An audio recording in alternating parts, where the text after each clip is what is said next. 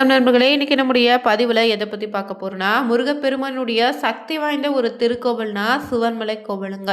இந்த கோவிலுடைய தனி சிறப்பு என்னன்னா, இங்க இருக்கக்கூடிய ஆண்டவன் உத்தரவு பெட்டி. இதுவரைக்குமே இந்த ஆண்டவன் உத்தரவு பெட்டியில வைத்துள்ள பொருளால பல்வேறு மாற்றங்களும், நல்ல அதிசயங்களும் நிகழ்ந்திருக்கு. சில பார்த்தீங்கன்னா, முன்னெச்சரிக்கையாகவும் அமைந்திருக்கு. இந்த ஆண்டவன் உத்தரவு பெட்டியில இதுவரையுமே வைத்துள்ள பொருளால் என்ன நடந்திருக்கு? குறிப்பாக பார்த்தீங்கன்னா, தற்போது வைத்துள்ள பொருளால தை மாதம் முடிவதற்கு 4 ராசிக்கு ராஜயோக உண்டாக இருக்கு. அது ராசிக்காரர்கள் யார் யாருன்னு தெரிஞ்சுக்கலாங்க. சிவன்மலை கோவிலுக்கு செல்லாத நபர்கள் பார்த்தீங்கன்னா, இந்த ஒரு பதிவு ரொம்ப பயனுள்ளதாக இருக்கும். ஏன்னா, சிவன்மலை கோவில்ல என்னென்ன சிறப்புன்னு தெரிஞ்சுக்கலாங்க. நீங்க புதியவராக இருந்தீங்கன்னா மறக்காம உற்சாக நியூஸ் சேனலை சப்ஸ்கிரைப் பண்ணிட்டு கூடவே இருக்க பெல் பட்டனை கிளிக் பண்ணிக்கோங்க. தனிப்பட்ட முறையில் உங்கள் ஜாதக ரீதியாக இருக்கக்கூடிய பிரச்சனைக்கு சரியான ஒரு பரிகாரத்தை பெற்றுக்கொள்ள நினைத்தா வீடியோவில் டிஸ்கிரிப்ஷனில் ஃபோன் நம்பர் கொடுத்துருக்கோம். அந்த நம்பருக்கு நீங்கள் கால் பண்ணி தெரிஞ்சுக்கலாம். வாங்க நண்பர்களே, வீடியோக்குள்ளே போகலாம். இந்த ஒரு சிவன்மலை கோவில் பார்த்தீங்கன்னா அருள்மிகு சுப்பிரமணிய சுவாமி திருக்கோயில் தாங்க. இந்த கோவிலில் மூலவராக சுப்பிரமணிய சுவாமியும் உற்சவராக வள்ளி தெய்வானே சமேத சுப்பிரமணியர் தான் இருக்காரு. இங்கு தல விருட்சமாக தோரோட்டி மரம் அமைந்திருக்குங்க. தீர்த்தம் காசி தீர்த்தம் ஆகாமம் பூஜை பார்த்தீங்கன்னா சிவ ஆகம பூஜை நடத்துகிறாங்க. மேலும் இந்த ஒரு கோவில் பார்த்தீங்கன்னா இங்கு ஆண்டுதோறுமே தைப்பூச தேர் திருவிழா 16 நாட்கள் சிறப்பாக நடத்தப்படும். அது மட்டும் இல்லைங்க, தமிழ் வருட பிறப்பான சித்திரை கனி வைகாசி விசாகம் ஆணை திருமஞ்சன்னு சிறப்பான வழிபாடுகள் மேற்கொள்ளப்படுதுங்க. இந்த கோவிலுடைய சிறப்பு என்னன்னு பார்த்தீங்கன்னா, சதைய சொரூபமாக இன்றுமே பார்த்தீங்கன்னா சிவவாக்கிய சித்தர் இங்கு வாழ்ந்து வருவதாகவுமே, உட்பிரகாரத்தில் குகையில் சிவவாக்கியர் அமர்ந்த நிலையில் பார்த்தீங்கன்னா வள்ளியோடு சுப்பிரமணிய அருளக்கூடிய காட்சியை நீங்கள் தரிசிக்கலாம். மேலும் அணையாத தீபம் இங்கு எரிந்து கொண்டே இருக்குதுங்க. மேலும் திருநள்ளாறு சென்று சனீஸ்வரனை தரிசிப்பதும், சூரிய நாராயணர் கோவிலுக்கு சென்று சூரியனை வழிபடுவதால் உங்களுக்கு கிடைக்கக்கூடிய பலன்கள் இந்த ஆலயத்திற்கு சென்று வழிபட்டாலும் உண்டு. மேலும் இந்த ஆலயம் நடைத்திருக்கக்கூடிய நேரமாக பார்த்தீங்கன்னா காலை 5:30 தொடங்கி இரவு 8 வரை கோவிலுடைய நடை திறந்திருக்குங்க. சிவன்மலை கோயில சிறப்புகளே பிரசித்தி பெற்றதுன்னா ஆண்டவன் உத்தரவு பெட்டினா மனிதர்களால் ஏற்படக்கூடிய இன்னல்கள் மகிழ்ச்சிகளே முன்னதாகவே பார்த்தீங்கன்னா உணர்த்து விதத்தில் மூலவருக்கு இங்க காரணமூர்த்தின்னு பெயர் உண்டு. முன்னமே ஆண்டவன் உத்தரவு மூலம் சுவாமி உணர்த்திருக்கிறாரு. சிவன்மலை ஆண்டவர் பார்த்தீங்கன்னா பக்தர் கனவுல குறிப்பால உணர்த்தி அது சம்பந்தமான பொருட்களை உத்தரவு பெட்டியில் வைப்பது இந்த கோவிலில் வழக்கத்தில் இருந்துட்டு வருது. பக்தர் கனவுல தோன்றி சொன்ன பொருளை பக்தர்கள் கொண்டு வந்தா மேற்படி பார்த்தீங்கன்னா பொருளை உத்தரவு பெட்டியில் வைக்கலாமான்னு சுவாமியிடம் அர்ச்சகர்கள் பார்த்தீங்கன்னா பூ வைக்கிறாங்க. அனுமதி கிடைத்தா ஏற்கனவே இருக்கக்கூடிய பொருளும் மாற்றப்படுது.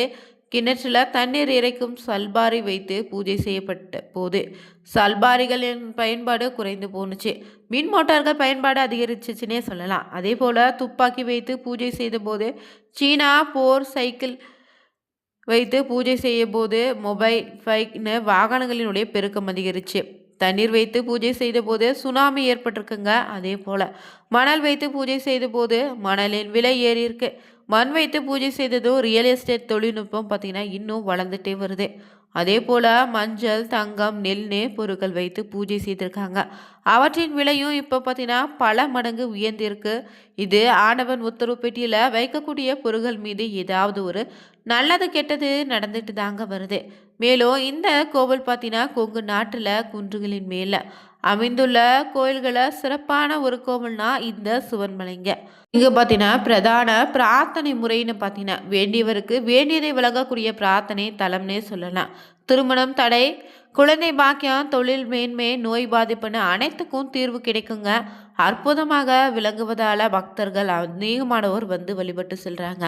அது மட்டும் இல்லை, இங்குள்ள நவகிரக சன்னதியை 9 முறை சுற்றி வழிபட்டு வந்தாலே எந்தவித பிரச்சனைகள் இருந்தாலும் விடுபட முடியணும் சொல்லப்படுது. சனி பகவான் தனி சன்னதியில் இங்கே அருள்பாலிக்கிறாரு. மேலும் இங்கு நேர்த்தி கடன் செலுத்தும் முறைன்னு பார்த்தீங்கன்னா முருகனுக்கு சிவ ஆசலம் பதி, அதாவது சிவசலாபதி தீராத காய்ச்சலுக்கு தீர்வு. மலை மேல சுரலோக நாயகி சமேத ஜரகேஸ்வரர் எழுந்திருக்காரு. காய்ச்சல் வந்தவங்க இங்கு மிளகு ரசம் வைத்து இங்கு பூஜை செய்து உண்டா காய்ச்சல் நீங்கணும் சொல்லப்படுது. மேலும் இந்த சிவன்மலை ஆண்டவனுடைய அருள்வாக்கின்படி வருகின்ற நாட்களில் பார்த்தீங்கன்னா, சில ராசிக்காரர்களுக்கு அதுவும் குறிப்பாக இந்த தை மாதம் முடிவதற்குள்ள ராஜயோகத்தை பெறக்கூடிய ராசிக்காரர்கள் யார் யாருன்னு தெரிஞ்சுக்கலாம். தை மாதம் முதலே குரு பகவானின் பார்வையால மேஷம், ரிஷிபம், கடகம், விருச்சிகன்னு ராசிக்காரர்கள் ராஜ வாழ்க்கையை வாழ போறீங்க. மேலும் உங்களுக்கு பொருளாதாரம், தொழில், குடும்பம், ஆரோக்கியம் அனைத்திலும் சிறப்பாக அமைய போகுது. தை பிறந்தாலே வழி பிறக்குன்னு சொல்லலாம். ஏன்னா தைப்பூசமும் இந்த நாளில் தான் கொண்டாட போகிறோம். அதே போல் தை மாதம் முதல் நவகிரகங்களில் சுப கிரகம்னு சொல்லக்கூடிய குரு பகவான், அதாவது ராஜகுரு பார்த்திங்கன்னா முழுமையான பார்வையை சில ராசிகள் மீது பதிக்க போகிறாரு. இதன் விளைவாக வஞ்சனை இல்லாமல் அள்ளி கொடுக்க போகக்கூடிய குருவின் அருளால் 4 ராசிக்காரர்கள் மட்டும் இனி ராஜ வாழ்க்கை போகிறீங்க. அதாவது யார் யாருன்னு தெரிஞ்சுக்கலாங்க.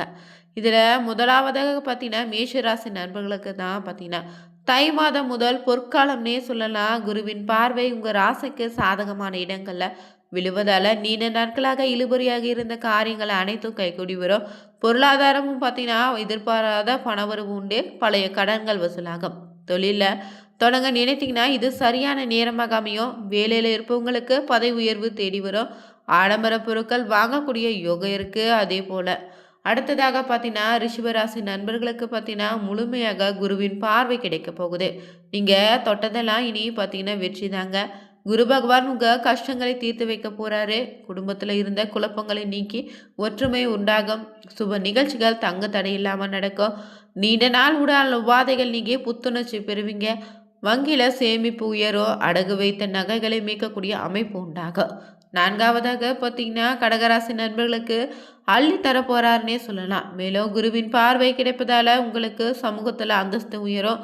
நீங்கள் செய்யும் கடின உழைப்புக்கு ஏற்ற அங்கீகாரம் நீங்கள் எதிர்பார்க்கலாம்.